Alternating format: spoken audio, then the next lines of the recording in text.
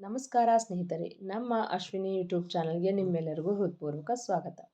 ಪ್ರೇಮಯಾನ ಕಥೆಯ 54ನೇ ಅಧ್ಯಾಯ ನಿಮ್ಮೆಲ್ಲರಿಗೂ ಇಷ್ಟವಾಗಿದೆ ಅಂತ ಭಾವಿಸ್ತೇನೆ. ಹಾಗಿದ್ರೆ ಬನ್ನಿ ಸ್ನೇಹಿತರೆ, ಅಧ್ಯಾಯ 55 ಶುರು ಮಾಡೋಣ. ಪಾನಿಪುರಿ ತಿಂದು ಇಬ್ಬರು ಬೈಕ್ ಹತ್ತಿರ ಬಂದರು. ಭರತ್ ಕೀ ತಿರುಗಿಸಿ ಬೈಕ್ ಏರಿ ಕೂತ್ಕೋಬೇಕು. ಭರಣಿ ಪಟ್ಟನೆ ಅವನ ಕೆನ್ನೆಗೆ ಮುತ್ತಿಟ್ಟಳು. ಏ ಲೂಸು, ರೋಡ್ ಕಣೆ ಇದು, ಎಲ್ಲರೂ ನಮ್ಮನ್ನೇ ನೋಡ್ತಿರ್ತಾರೆ ಎಂದರೆ, ನೋಡಿದ್ರೆ ನೋಡಲಿ ಬಿಡು, ನಾನು ಕೊಟ್ಟಿದ್ದು ನನ್ನ ಗಂಡನಿಗೆ ಎಂದಾಗ, ಈಡಿಯಟ್, ಯಾಕೆ ಕೊಟ್ಟಿದ್ದು ಎಂದು ಕೇಳಲು, ಪಾನಿಪುರಿ ಕೊಡಿಸಿದ್ದಕ್ಕೆ. ಥ್ಯಾಂಕ್ಸ್, ಖುಷಿಯಾಯಿತು, ಅದಕ್ಕೆ ಕೊಟ್ಟೆ ಎಂದಾಗ ನಗುತ್ತಾ ಬೈಕ್ ಸ್ಟಾರ್ಟ್ ಮಾಡಿದ ಭರತ್. ಟ್ರಾಫಿಕ್ ಕಮ್ಮಿ ಆಗಿತ್ತು. ಒಂದೊಂದೇ ವೆಹಿಕಲ್ಗಳು ಮುಂದೆ ಸಾಗುತ್ತಿದ್ದವು. ಭರಣಿ ಬೈಕ್ ಏರಿ ಕೂರುತ್ತಿದ್ದಂತೆ ನಂದನ್ ಅವರ ಕಾರು ಪಕ್ಕದಿಂದ ಬೈಕ್ ಚಲಾಯಿಸಿದ. ಇಷ್ಟೊತ್ತು ಮಗ ಸೊಸೆಯ ಅನ್ಯೋನ್ಯತೆ ಕಂಡು ಖುಷಿಗೆ ತುಂಬಿದ್ದ ಕಣ್ಣುಗಳನ್ನು ಒರೆಸಿಕೊಂಡರು ವಸುಮತಿ.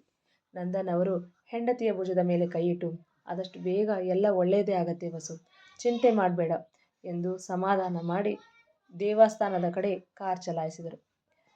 ಚರಣ್ ಮತ್ತೆ ರುಕ್ಮಿಣಿ ನಿನ್ನೆ ಬಂದಿದ್ದ ಕಾಫಿ ಶಾಪ್ಗೆ ಬಂದರು. ರುಕ್ಮಿಣಿಗೆ ತುಂಬಾ ಕೋಪ ಬಂದಿತ್ತು.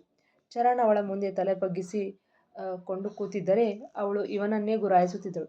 ಅರ್ಧ ಗಂಟೆಯಾದರೂ ರುಕ್ಮಿಣಿ ಒಂದೂ ಮಾತು ಆಡದೇ ಇರೋದು ನೋಡಿ, ರೀ ರುಕ್ಮಿಣಿ, ಏನಾದರೂ ಮಾತಾಡ್ರಿ, ನೀವು ಹೀಗೆ ಮೌನವಾಗಿದ್ದರೆ ನನಗೆ ತಡ್ಕೊಳ್ಳೋದಕ್ಕಾಗ್ತಿಲ್ಲ. ನನಗೆ ಗೊತ್ತು ನಿಮ್ಗೆ ನನ್ನ ಮೇಲೆ ಸಿಕ್ಕಾಪಟ್ಟೆ ಕೋಪ ಬಂದಿದೆ ಅಂತ. ಅದಕ್ಕೆ ಬೇಕಿದ್ರೆ ಕೆನ್ನೆಗೆ ಪಟ್ ಅಂತ ಒಂದು ಬಾರಿಸ್ರಿ, ಆದರೆ ಹೀಗೆ ಮೌನವಾಗಿರಬೇಡಿ ಎಂದಾಗ, ಏನು ಮಾತಾಡಬೇಕು? ನನಗೆ ಬರ್ತಿರೋ ಕೋಪಕ್ಕೆ ಬಾರಿಸೋದಲ್ಲ, ಯಾವುದಾದ್ರೂ ಕಲ್ತಂದು ತಲೆ ಮೇಲೆ ಎತ್ತಾಕಬೇಕು ಅನ್ನಿಸ್ತಿದೆ. ಯಾರನ್ನು ಕೇಳಿ ಮುತ್ತು ಕೊಟ್ರಿ? ಎಷ್ಟು ಧೈರ್ಯ ಇದ್ದರೆ ನನಗೆ ಮುತ್ತು ಕೊಡ್ತೀರಾ? ಅದು ಆಫೀಸ್ ಅನ್ನೋದು ಮರೆತು. ಆ ರೀತಿ ಮಾಡಿದ್ರೆ ನನ್ನ ಪರಿಸ್ಥಿತಿ ಹೇಗಾಗಬೇಡ ಅಂತ ನಿಮ್ಗೇನಾದರೂ ಗೊತ್ತಾ ಎಂದು ಒಂದೇ ಸಮನೆ ಪ್ರಶ್ನೆಗಳ ಕೇಳುತ್ತಿದ್ದವಳ ರೀತಿಗೆ ಸಮಾಧಾನವಾಗಿತ್ತು. ಸಾರಿ ರೀ, ನಾನು ಬೇಕು ಅಂತ ಮಾಡಲಿಲ್ಲ ಎನ್ನಲು, ಬೇಕು ಅಂತ ಮಾಡಿದ್ರು ಅಥವಾ ಬೇಡ ಅಂತ ಮಾಡಿದ್ರು, ಆದರೆ ಮುತ್ತು ಕೊಟ್ಟಿದ್ದು ನಿಜ ತಾನೇ ಎಂದಳು ಬುಸುಗುಡುತ್ತ. ರೀ, ಇದರಲ್ಲಿ ನಂದೇನೂ ತಪ್ಪಿಲ್ಲ ರೀ ಎನ್ನಲು, ಏನು ನಿಮ್ಮ ತಪ್ಪಿಲ್ವಾ, ಮತ್ತು ಇನ್ಯಾರು ತಪ್ಪು ಎಂದು ಕೇಳಿದರೆ, ಅದು ಭರತ್ ಭರಣಿ ಜೊತೆ ಫುಲ್ ರೊಮ್ಯಾನ್ಸ್ ಮಾಡ್ತಿದ್ನಾ, ಅದನ್ನು ನೋಡಿ ನನಗೆ ಹೆಂಗೆಂಗೋ ಆಗೋದಕ್ಕೆ ಶುರುವಾಯಿತು. ಅದಕ್ಕೆ ತಡ್ಕೊಳಕ್ಕಾಗದೆ ಬಂದು ನಿಮಗೆ ಮುತ್ತು ಕೊಟ್ಬಿಟ್ಟೆ ಕಣ್ರಿ ಎಂದಾಗ, ಅವ್ರು ರೊಮ್ಯಾನ್ಸ್ ಮಾಡಿದ್ರೆ ನೀವ್ಯಾಕೆ ಹೀಗೆ ಮಾಡಿದ್ರಿ ಎಂದು ಕೇಳಿದರೆ, ಅದು ನಾನು ಭರತ್ ಜಾಗದಲ್ಲಿ, ನೀವು ಭರಣಿ ಜಾಗದಲ್ಲಿ ಇಮ್ಯಾಜಿನ್ ಮಾಡಿಕೊಂಡೆ, ಅದಕ್ಕೆ ಫುಲ್ ಮೂಡ್ ಎಂದು ಹೇಳಬೇಕು.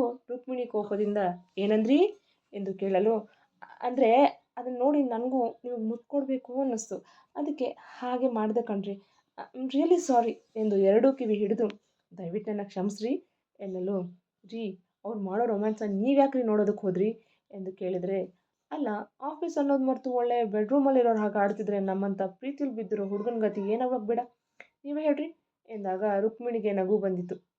ನಕ್ಕರೆ ಅದನ್ನೇ ಅಡ್ವಾಂಟೇಜ್ ಆಗಿ ತೆಗೆದುಕೊಳ್ಳುವನು ಎಂದು ರುಕ್ಮಿಣಿ ಗಂಭೀರದ ಸೋಗೆ ಮುಖದಲ್ಲಿ ತಂದಳು. ಇದೇ ಫಸ್ಟ್ ಆ್ಯಂಡ್ ಲಾಸ್ಟ್ ವಾರ್ನಿಂಗ್, ಇನ್ನೊಂದು ಸಾರಿ ಈ ರೀತಿ ನಡ್ಕೊಂಡ್ರೆ ಹೇಳೋದಿಲ್ಲ, ಮಾಡಿ ತೋರಿಸ್ತೀನಿ, ಹುಷಾರ್ ಎಂದು ತನ್ನ ತೋರು ಬೆರಳು ತೋರಿಸಿ ಎಚ್ಚರಿಕೆ ಕೊಟ್ಟಳು. ಇಲ್ಲ ರೀ, ಇನ್ನೊಂದು ಸಾರಿ ನಿಮ್ಮ ಪರ್ಮಿಷನ್ ಇಲ್ಲದೆ ಎಂದಾಗ, ಏನಂದ್ರಿ ಎಂದು ಮತ್ತೆ ಜೋರಾಗಿ ಕೇಳಲು, ಅಂದರೆ ಇನ್ನೊಂದು ಸಾರಿ ಮಾಡಲ್ಲ ಅಂದೆ ರೀ ಎಂದ. ನಂಗೆ ಹೊಟ್ಟೆ ಹಸಿದೆ, ಏನಾದರೂ ಆರ್ಡರ್ ಮಾಡಿರಿ ಎನ್ನಲು, ಸರಿ ಆಯಿತು ಎಂದು ದೋಸೆ ಆರ್ಡರ್ ಮಾಡಿದ್ದ.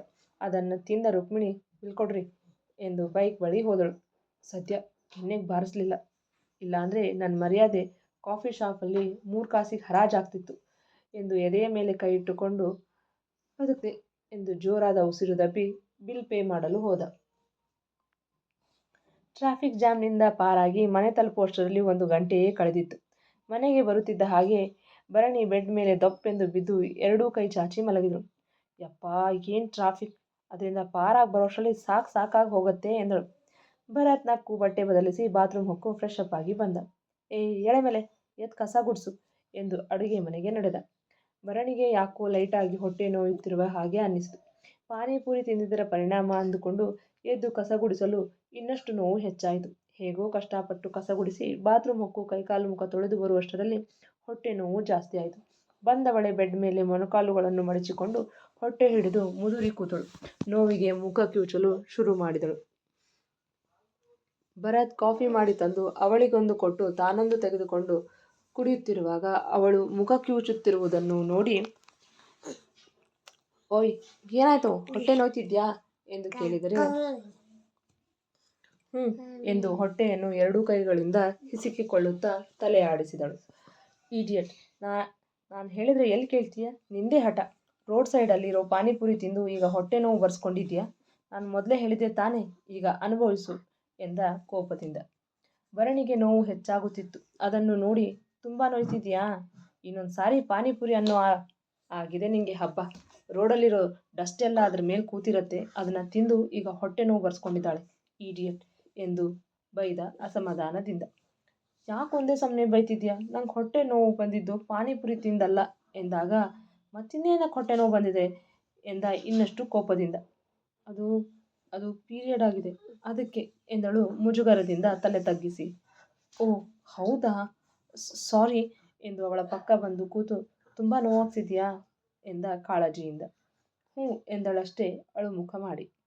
ಈಗೇನು ಮಾಡೋದು ಈ ಹೊಟ್ಟೆ ನೋವು ಕಮ್ಮಿ ಆಗೋದಕ್ಕೆ ಎಂದು ಆ ಕಡೆಯಿಂದ ಈ ಕಡೆ ತಿರುಗುತ್ತಾ ಯೋಚಿಸಲು, ಹಾಂ ಬಂದೇ ಇರು, ಅಜ್ಜಿನ ಕೇಳಿದರೆ ಏನು ಮಾಡಬೇಕು ಅಂತ ಹೇಳ್ತಾರೆ ಎಂದು ಕೆಳಗಡೆ ಓನರ್ ಅಜ್ಜಿ ಹತ್ತಿರ ಹೋದ.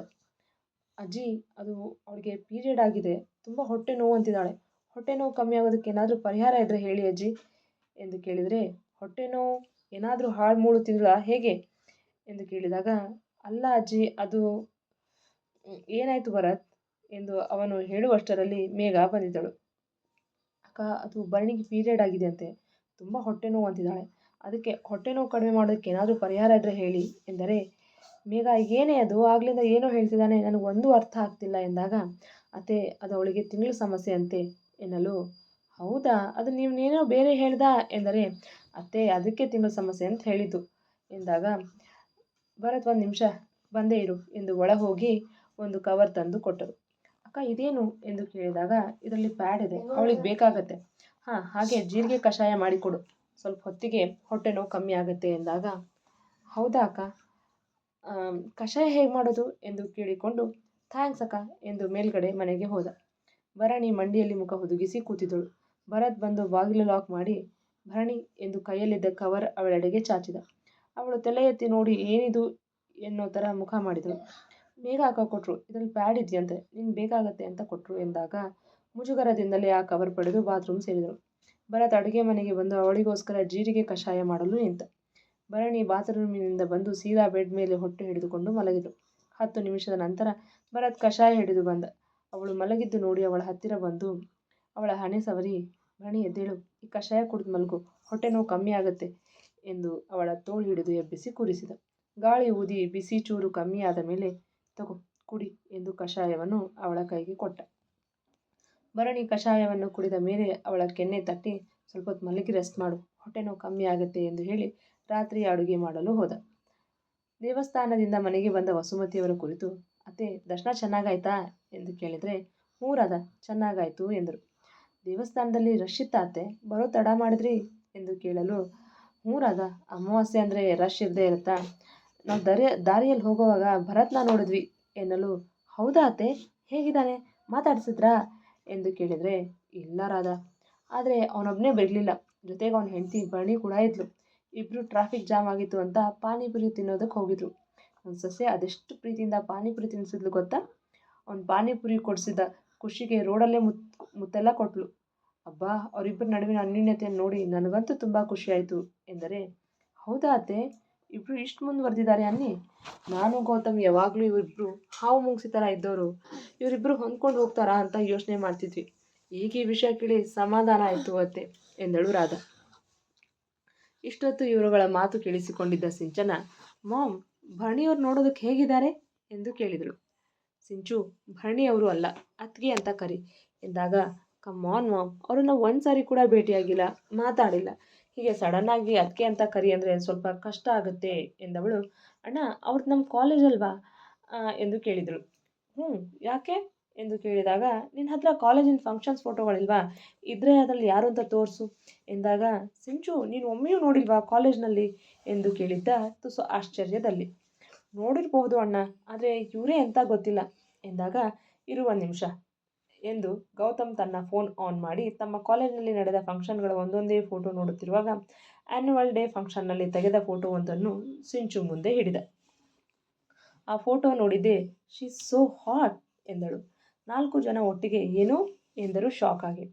ನಾನು ಇವ್ರನ್ನ ನೋಡಿದ್ದೀನಿ ಕಾಲೇಜ್ನಲ್ಲಿ ಎಂದಾಗ, ಮೊದಲದೇನೋ ಹೇಳಿದೆ ಅಲ್ವಾ, ಯಾಕಾಗಿ ಹೇಳಿದ್ದು ಎಂದು ಕೇಳಿದರೆ, ಅಯ್ಯೋ ಅದರಲ್ಲೇನಿದೆ, ನೋಡೋದಕ್ಕೆ ಹಾಟ್ ಆಗಿದ್ದಾರೆ ಅದಕ್ಕೆ ಹೇಳಿದೆ ಎಂದು ನಕ್ಕಳು. ಅಷ್ಟೇ ಆಗಿರೋದಕ್ಕೆ ಸಾಧ್ಯನೇ ಇಲ್ಲ, ಬೇರೆ ಏನೋ ವಿಷಯ ಇದೆ ಹೇಳು ಎನ್ನಲು, ಹೌದು ವಿಷಯ ಏನೋ ಇದೆ, ಹೇಳು ಏನು ವಿಷಯ ಎಂದಳು ರಾಧಾ ಕೂಡ ಕುತೂಹಲದಿಂದ. ಹೇಳೆ ಎಂದು ಜೋರಾಗಿ ಗದರಿದರು ವಸುಮತಿಯವರು. ಶಾಂತಿ ಮಾತೆ ಶಾಂತಿ, ಯಾಕಿಷ್ಟು ಉಗ್ರ ರೂಪ ತಾಳಿದ್ದೀರಿ ಎಂದು ತಮಾಷೆ ಮಾಡಲು, ಅಯ್ಯೋ ಕತ್ತೆ, ನನಗೆ ಬುದ್ಧಿ ಹೇಳೋದಕ್ಕೆ ಬರ್ತೀಯಾ ಎಂದು ಕಿವಿ ಹಿಂಡಿದಾಗ, ಮಾತೋಶ್ರೀ ಅವರೇ, ವಿಷಯವನ್ನು ಅರಹುವೆ, ದಯವಿಟ್ಟು ನನ್ನ ಕರ್ಣವನ್ನು ಬಿಟ್ಟರೆ ಮಹದುಪಕಾರವಾಗುವುದು ಎಂದಳು ಕೈ ಮುಗಿದು ನಾಟಕೀಯವಾಗಿ. ಸರಿ ಅದೇನಂತ ಹೇಳು ಎಂದು ಹೇಳಿ ಕಿವಿ ಬಿಟ್ಟರು.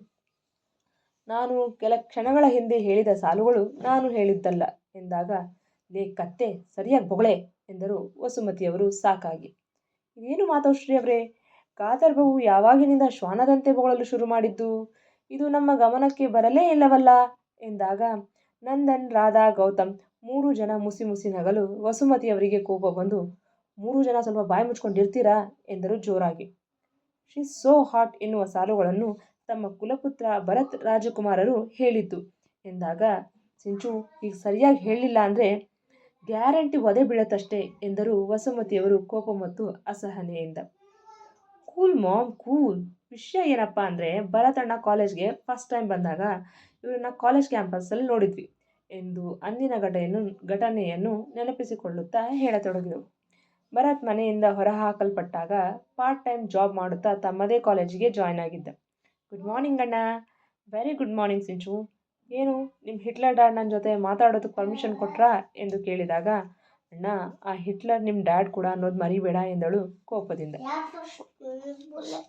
ತಮಾಷೆ